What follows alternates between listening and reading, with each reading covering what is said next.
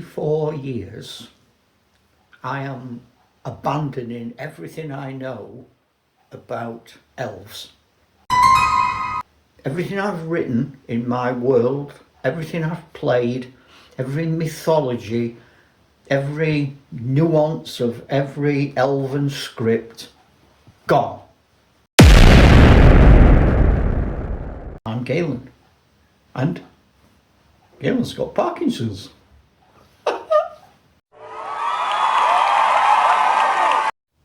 Now, before you ring up the special men in white coats, give me one of them dressing gowns with all straps up the back. There's a reason for this. I've not just lost it completely. My elves are always, I've said, if anybody asks me, and if you look through my videos in the past, you'll see me say it. My elves are all basically from Tolkien. And I've never been a huge fan of the Warhammer type Dungeons and Dragons elves. Even if that's been the way the game has pushed me, in my head I've always been pulling back to Tolkien. But Tolkien only invented something himself. That's not how the mythology started. And in the same way that I don't accept everybody's rules just because they tell me to, I have a brain. So I used my brain, and I sent my brain on a mission, like that. And it went off seeking elves. So I looked at the origins of elves. So first of all, I thought, okay, I'm in England. I'll look for English elves, they're rubbish. Abandon that Queen Mab and Shakespeare and Puck and all that nonsense. No, not doing that. J.M. Barrie with Tinkerbell. I mean, Tinkerbell's mad. J.M. Barrie's idea is that fairies, for example, he calls them fairies. Fairy means fey folk, anybody that's not human, really. Their heads are so small, those types of elf, fairy things, that they can only have one thought at a time. And at one point in Peter Pan, Tinkerbell tries to kill Wendy, because that's the only thought in her head. Other times they go bonkers.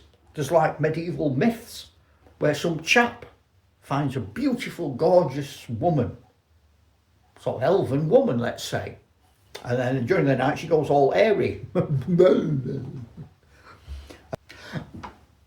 So I didn't like that. English elves, no. So I thought, oh, I know what, I like the Mabinogi and I like Arthurian tales and the Black Cauldron and stuff. Welsh elves, no, they're all a bit Lady of the Lake. They're all women floating across ponds. I didn't like that. I don't know, what does it say? Paraphrase Monty Python. Some soggy bint throwing a scimitar at you. Nah. So, no, that's not what I want. My elves are warriors. Then I thought I'll try Scottish mythology. Nah. Irish mythology. Nah. You end up at leprechauns and stuff, which I'm not knocking leprechauns, they're fine. But know what I'm looking for. But I got this little glimmer of a thread, because in my world it's 12, 15-ish of the Common Era, and I try and match that to genuine history. So at the moment we are talking about Magna Carta in Britain. But elves exist in Germanic languages 2,000 years before that. That would put them at 800 BC. Now, I've always said that elves were the original people in my world. They were the first people. I've never really explained where everybody else came from, but I've always had that as an idea. So that fitted. So I thought, okay, then let's go back to Norse mythology, Swedish mythology. And then you start looking at the gods. Thor has two characters who help him, and they're basically elves. There are stories of elves who get hamstrung and forced to make things and one of them eventually makes a set of wings and he beetles off. But they don't really live in forests. They live in parallel universes. See, some of the British Isles elves live underground. And that's not what I wanted. I want elves to live in forests. So then I thought, okay, I can't find what I want. Well, what do you want? Maybe I should have started with that. What do you want? Okay, I want elves who are mysterious. Elves generally seem to be, and I'm simplifying now because elf can mean anything that's not human, to be honest. I want my elves as a race. Elf isn't a race originally. It's like goblin in Japanese. It's more of a description of a thing. It was even a description of an illness. You know, elf arrow sick. I don't know what's wrong with you. Perhaps an elf shot you in the ear hole with an arrow. Got a migraine. Don't say that. It's heresy. I'm a leech. I've lost my track. I've been shot with an arrow. Elf arrows all over me. So, right, I know I want them to live in forests. That's important. Partly because over the last 50, 60 years, I've been drawing massive forests full of elves. If I change that, I've got a lot to change. I'm not changing that. I like the idea, if you go to the elven forests, you've had it. A bit like Lothlorien, I suppose. But there is a myth that fits in nicely with that, with Norse elves, who have some sort of magic around their environment and nature. So I'm thinking, what I'm going to do is to say, in the forest where they live, and there are two specific sorts of elves generally. There's ones that live in kingdoms with a king and processions, and then there's ones that don't, that do other stuff. I'm going to do yes, they have a king. Every elf group has a king. They don't they're very, not supercilious, but they need respect. Within that forest, they're invincible because they can conjure up the weather, they can change the pattern of the trees. You can lose yourself and never find your way out. That's quite a Victorian-y type thing. People go into elven caves and they stay overnight. When they come out, it's 100 years later. Everything's changed. So I like that idea. So you've got mysterious forests, you've got kings, they demand respect. They look down upon other races. They are superior. I'm quite happy for them to be more superior than Legolas even pretended. More like Thranduil in The Hobbit. That sort of superiority. I like that. My dwarfs are a bit like Narnia dwarfs, you know, where it is, dwarfs is for the dwarfs. We're not interested in anybody else. Get knotted. Leave us alone. So the elves are going to be like that. I've made some decisions. One of the problems is that elven figures are all different sizes.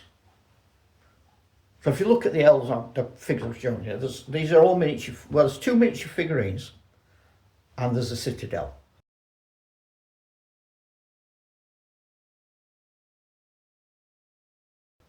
So the wizard is a human. The middle figure is an elf. That's my new type of elf. And then the guy on the end is a citadel elf, and you can see they're considerably taller. So that's one issue. I easily get around that. All my elves now are miniature figurines. That's it. That's the standard. Elves are small. They're not these big 6-foot whoppers. That's a big decision I've made there. Now, I know where they live. Now, there's a big difference as well I've got to address, because you've got light elves and dark elves, or high elves and low elves. Now, I don't like high elves and low elves.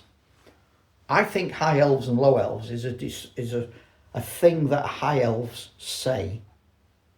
And in my mind, high elves have progressed and allowed themselves to take on the mantle of a human-like civilization where they are still superior. So in my medieval, muddy, grimy world of Dural, they are living in an area, Gaia, which is all Grecian columns and white temples, and they all wear togas and bright silver armour, pale blue flags at the battlements. They've gone down that road. They sail on sort of Greek-y type trireme ships, brilliant navigators. They're intelligent, academic. They have libraries, they have theatres.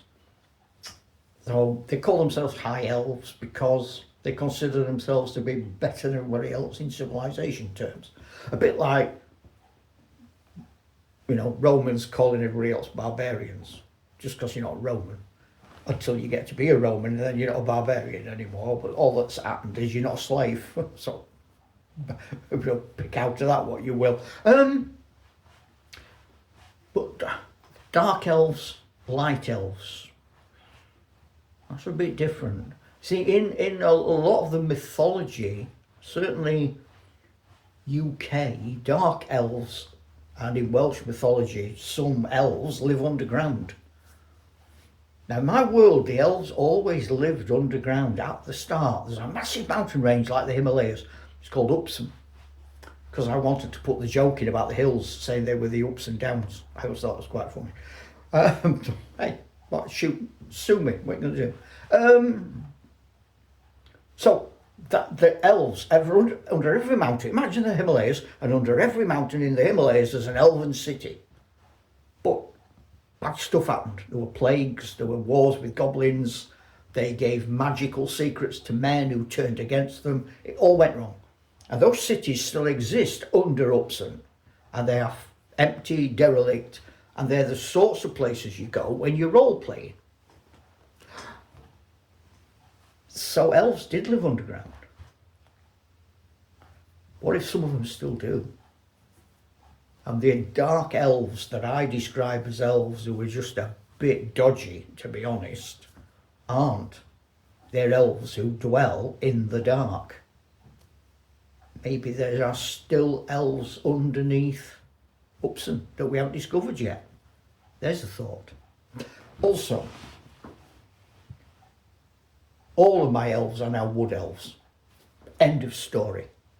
If you're an elf, you live in a wood. High elves, I can't do anything about them. They belong to another player. He has to make his own decisions. There might not even be elves. We might change something about them so they aren't elves. They might be a branch of, a subspecies of. But elves are elves, and they live in woods. And they are supercilious. They are magical within forests and woods. The Norse mythology allows them to make beautiful jewellery and weapons out of silver, because they do it for some of the gods, and I'm going to keep that in. Also, the other thing I found, I'm going to leave you with this. Elves often want you to make a deal with them, but they promise you all sorts of things. What you've got to remember is what they will take in return for that gift is far more costly than what they are going to give you for the gift in the first place. That might play nicely into some of your games. Ta-ra, Chuck. See you in the forest. Or will I?